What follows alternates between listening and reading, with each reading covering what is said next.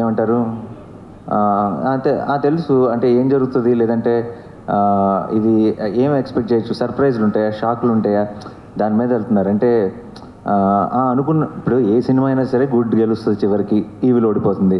అంత మాత్రం సినిమాని ప్రెడిక్టబుల్ అనలేం కదా. అదే that's cinema is all about experience. అంటే మీకు తెలిసిపోయిందా తెలియలేదా కాదు మోస్ట్ ఇంపార్టెంట్. మీరు ఎక్స్పీరియన్స్, మీరు చూస్తున్నంతసేపు మీకు ఒక గూస్ బంప్స్ వచ్చినాయా, మీకు బాధ వచ్చిందా, మీకు ఒక హై వచ్చిందా, మీరు వాళ్ళతో పాటు నవ్వుకున్నారా, మీరు ఈ 2.5 గంటలో 3 గంటలో మీరు ఎంగేజ్డ్గా ఉన్నారా, ఎంగ్రాస్డ్గా ఉన్నారా, ఇది కదా సినిమా. సినిమా అంటే ఇలా ఈ 4 ఫార్ములాల్లో టిక్ అయిందా, నాకేమైనా అన్ఎక్స్పెక్టెడ్ ట్విస్ట్ వచ్చిందా, నాకు ప్రీ క్లైమాక్స్లో ఇది వచ్చిందా, అలా కాదు కదా. Overall experience is the film.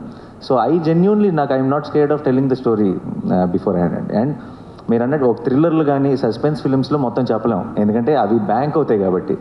మిగతా సినిమాలకి హ్యాపీగా కథ చెప్పేయచ్చండి. If the film is about an experience then you can, మీరు అసలు ఆలోచించకుండా డౌట్ లేకుండా చెప్పేయచ్చు. Nani garu, hello Andy. Hi, here. Hi. I am Babita from Big TV. Hi. I'm very excited to watch the movie on 29th. So it's all about anger issues kada. మీ anger issues గురించి story నడుస్తుంది. And recent ఇంటర్వ్యూలో కూడా మీరు చెప్పారు మీరు ఎక్కువసేపు యాంగర్ని హోల్డ్ చేసుకోలేరని. సో ఇన్ రియల్ లైఫ్ ఏదైనా యాంగర్ని హోల్డ్ చేసుకోకుండా రిగ్రెట్ అయిన ఇన్సిడెంట్స్ మీకు ఏవైనా ఉన్నాయా? Yeah, and first of all, film is not about anger issue, and that's just a small point. But film is more about what is the real anger. నిజమైన కోపం అంటే ఏంటి అన్న దాని మీద సినిమా బేస్ అయి ఉంది. రియల్ లైఫ్లో నేను యాంగర్ ఇప్పుడు అసలు యాంగర్ పెద్దగా రాదంటే కంట్రోల్ చేసుకోలేని పరిస్థితి అప్పుడెప్పుడు ఒకసారి కాలేజ్లో వచ్చింది. దానికి రిగ్రెట్ అయ్యాను. రిగ్రెట్ అవ్వడమే కాదు, దాని తాలూకు రిపర్కషన్స్ కూడా ఫేస్ చేశాను. కాలేజ్ అంటున్నారు కాబట్టి కొట్టలేదా వాళ్ళని ఎవరిని? అదే చెప్తున్నాను.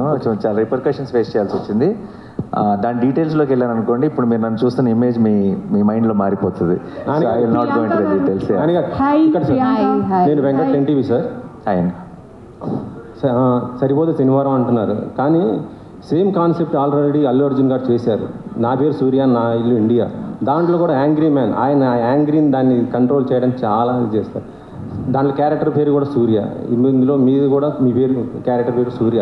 ఏంటి సింక్ ఇలా ఆల్రెడీ వచ్చిన క్యారెక్టరే కదా అది. మీరు రెండు చూసి ఇదే మాటనండి, అప్పుడు మనం ఈ డిస్కషన్ ముందుకు తీసుకెళ్ళచ్చు. అంటే అల్లు అర్జున్ క్యారెక్టర్ మొత్తం కూడా సీరియస్, ఆ యాంగ్రీ మ్యాన్ మీరు చూసారు ఆల్రెడీ, మన అందరూ చూసిన సినిమానే. సో మీరు సేమ్ అనుకుంటున్నారు కదా, మీరు సినిమా చూసి సేమ్ అని కన్ఫర్మ్ చేయండి అంతే. మీకు క్లియర్గా ఇంకంతే, మనకి ఇంకో 2-3 నెలలు వెయిట్ చేయక్కర్లేదు. జస్ట్ 7 రోజులు 8 రోజులే. మీరు చూసి ఇది 2 సేమే అని హెడ్డింగ్ పెట్టండి, ఓపెన్ అయిపోద్ది. మీకే సార్. ఇందాక ఓజీ త్వరలో అంటున్నారు, మరి పవన్ గారి బర్త్డే 2nd వస్తుంది సెప్టెంబర్. టీజర్ ఏమైనా వచ్చే అవకాశం ఉందా సార్? ఉంది డెఫినెట్లీ ఉందా? Okay, nice.